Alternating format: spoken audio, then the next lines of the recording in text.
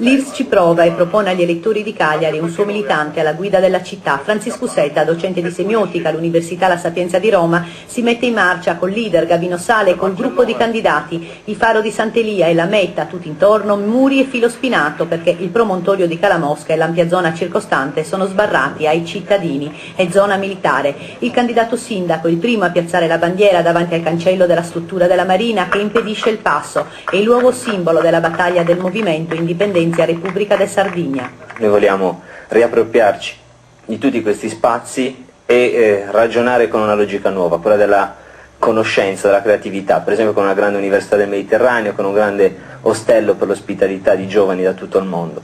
È un pezzo della visione che noi chiediamo ai cagliaritani di immaginare insieme a noi e di costruire insieme a noi.